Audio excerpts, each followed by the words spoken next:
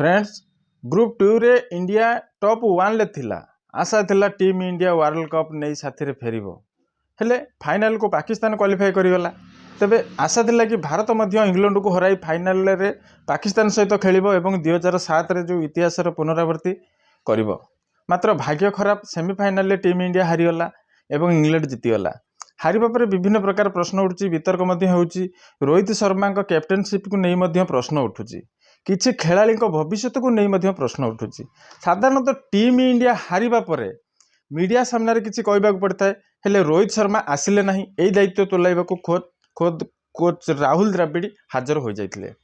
मात्र coach Rahul Dravid team India रे हारिबा को नहीं एमिति बाहाना करथिले जे सुनिले आपणकर होश मध्य उड़ीजिवो। राहुल द्रविड़ कहिथिले सीनियर खेलाड़ी प्रदर्शन उत्तम हो पारला नहीं। तेबे प्रश्न उठुची, ये सीनियर क्रिकेटर किए?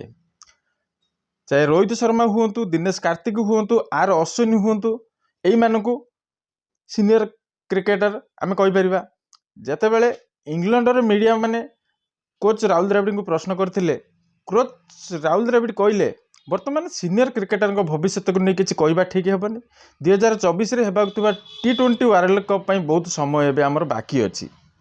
मात्र भाबिबार कथा, जदि 2022 वर्ल्ड कप रे उत्तम प्रदर्शन करि पारु नाहंती, तेबे 2024 वर्ल्ड कप रे कोन उत्तम प्रदर्शन एमाने करि परिबे? रोहित शर्मा जहाँ को ऊपर कैप्टेन दायित्व अच्छी, जहाँ को पई देशर गर्व एवं गौरव निर्भर करुछि, ना रोहित शर्मा भल कैप्टेन हो पारुछंती ना भल बैटिंग कर पारुछंती। तेणु कोच राहुल द्रविड़ सीधा सीधा न कही बुले बंकई हारिबार कारण कौन कहले शुणु।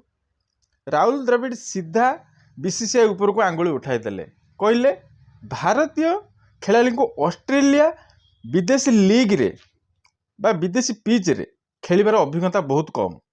तेबे प्रश्न उठुची, कौन वर्ल्ड कप खेलिबा पूर्व भारत विदेशी लीग खेलिबो? एबे कैप्टेन चेंज करिवार समय आसी जाइछि एवं अन्य प्लेयर मानक चेंज करिवार समय आसी, कारण से स्थान रे नुआ नुआ प्लेयर मानक स्थान देबा पई से समय मध्य आसी जाइछि। फ्रेंड्स, आपण माने कमेंट कर निश्चय जणांतु। नमस्कार।